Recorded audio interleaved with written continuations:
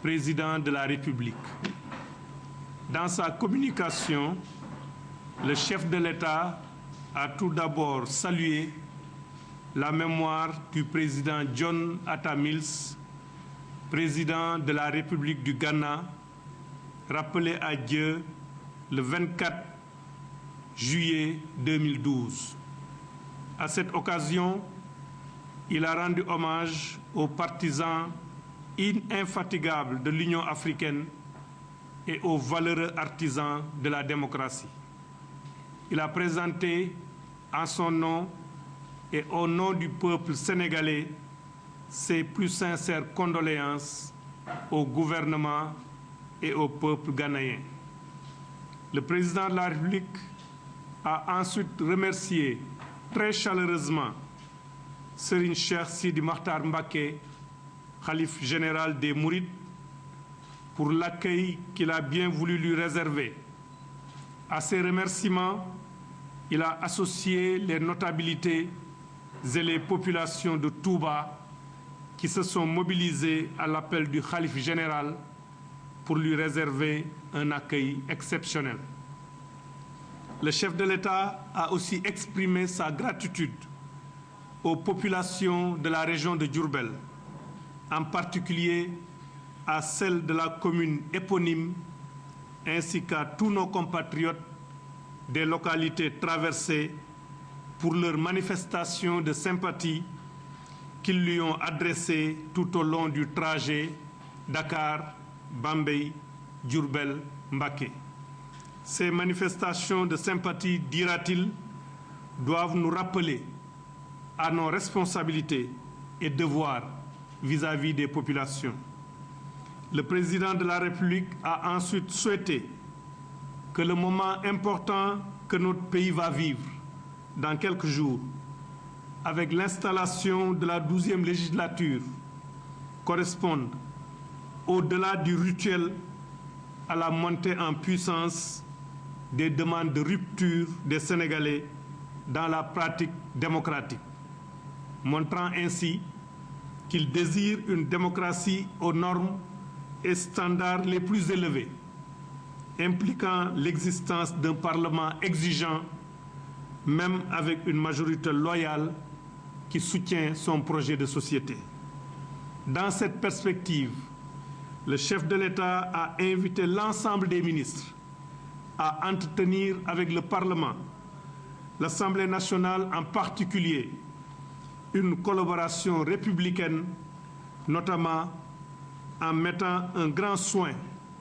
dans la préparation des projets de loi, tout en s'assurant de leur impact sur la société. Poursuivant sa communication, le président de la République a demandé que soit tenu un atelier gouvernemental sur le travail parlementaire et les relations entre le législatif et l'exécutif. L'enjeu étant d'atteindre un niveau élevé de qualité et d'efficacité dans les relations entre les deux pouvoirs. Le chef de l'État a ensuite constaté,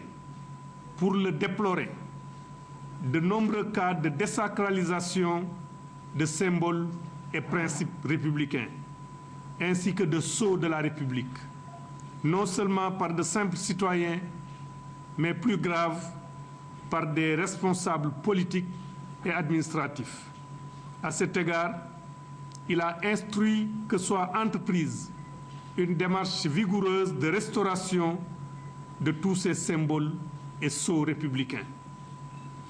Dans le même esprit, le président de la République a instruit que des mesures fermes soient prises contre la violation répétée de la réglementation en vigueur, surtout par la haute administration, quant aux horaires de travail, aux retards et aux absences de complaisance inacceptables dans une administration qui se veut performante, efficace et respectueuse des usagers du service public. Concernant les Jeux olympiques de Londres, le président de la République a fait savoir qu'il a, le vendredi 20 juillet 2012, remis le drapeau du Sénégal au Comité national olympique. Il a par ailleurs indiqué avoir été très sensible à l'appel à la paix en Casamance lancé à cette occasion par le porte-drapeau de la délégation, Madame Hortense Diédhiou, appel qui révèle l'attachement de la jeunesse à la concorde nationale, notamment en Casamance. Pour conclure son intervention, le président de la République a livré au Conseil une communication spéciale sur ses orientations majeures en matière de politique énergétique, communication qu'il a demandé de rendre publique. Au titre de ses activités, le chef de l'État a informé le Conseil qu'il a présidé le lundi 23 juillet 2012 à l'ouverture de la réunion des représentants et coordonnateurs du système des Nations Unies en Afrique. À la suite du président de la République, le Premier ministre a entamé sa communication en rendant compte de la réunion délocalisée du Conseil interministériel qu'il a présidé à Diourbel le mercredi 25 juillet 2012 en présence de membres du gouvernement, d'élus de la région de Diourbel, d'opérateurs économiques, de partenaires sociaux, de hauts responsables de l'administration centrale et des services déconcentrés de l'État. Le Premier ministre a souligné que les contributions au cours du Conseil visaient toutes à créer de meilleures conditions et opportunités de développement de la région. Le Premier ministre a fait savoir qu'au total, la région de Diourbel bénéficie d'un portefeuille de projets d'une enveloppe globale de 209 milliards de francs CFA, dont 112 milliards financés sur ressources internes. L'accent a été notamment mis sur la diligence à apporter aux études et à la recherche de financement du projet d'autoroute Thiès-Diourbel-Touba, ainsi que sur des projets de santé, d'éducation, d'assainissement, d'hydraulique, d'électrification, de routes et de pistes, etc. dans les 3 départements de la région et singulièrement dans le département et la commune de Diourbel. Toujours dans le cadre de ses activités gouvernementales, le Premier ministre a fait savoir qu'il a présidé le vendredi 20 juillet 2012 un conseil interministériel sur la baie de Hann, en présence des ministres de l'Intérieur, de la Santé et de l'Action sociale, de l'hydraulique et de l'assainissement et des représentants de différents services de l'administration.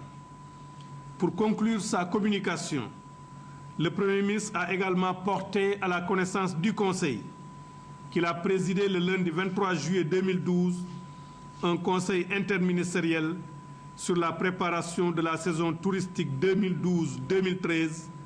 dans une perspective de relance de l'activité, réunion à laquelle ont pris part des membres du gouvernement,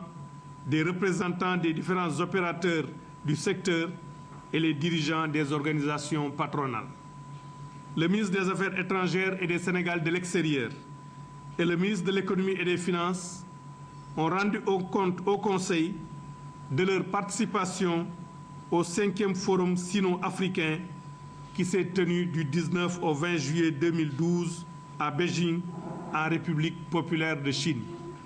Le ministre de l'Agriculture et de l'Équipement rural a fait le point de l'évolution de la campagne agricole. Rendant compte des directives du chef de l'État pour une diminution du coût du pèlerinage à la Mecque, le ministre des Infrastructures et des Transports a informé le Conseil de la réduction de 245 000 francs CFA du prix du billet d'avion, passant ainsi de 1 235 000 francs CFA à 990 000 francs CFA, et des efforts qui sont en train d'être faits pour qu'une probable augmentation des prix du loyer en Arabie Saoudite n'absorbe totalement cette réduction du billet d'avion. À la suite de la communication du Premier ministre et du débat général, le président de la République a tiré les conclusions suivantes. Concernant les dispositions urgentes à prendre Suite au conseil interministériel tenu à Diourbel,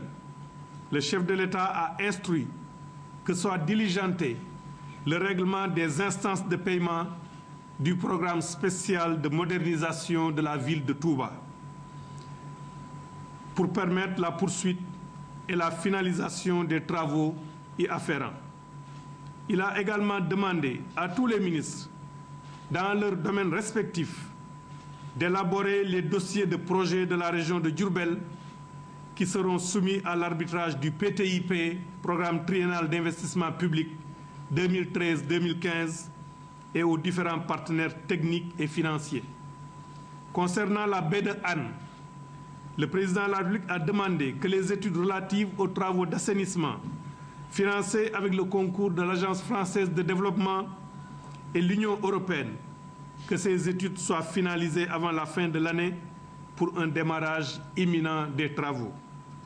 Évoquant les cas de plus en plus nombreux de choléra qu'on a commencé à noter à nos frontières, le chef de l'État a instruit le ministre de la Santé et de l'Action sociale de mettre en place un dispositif de veille, d'alerte et de réaction rapide en vue de prévenir la propagation de cette maladie dans notre pays. Réagissant aux recommandations du Conseil interministériel sur le tourisme, le chef de l'État a instruit le gouvernement de tout mettre en œuvre pour lever les contraintes qui entravent la relance du secteur, notamment celles relatives à l'accès aux fonciers aménagés, à la fiscalité, à la promotion de l'activité, au financement et à la sécurité. Le Conseil a pris les mesures individuelles suivantes. M. Étienne Sarr, administrateur civil principal de classe exceptionnelle, matricule de solde 378-219F, est nommé secrétaire général de l'Université de Thiès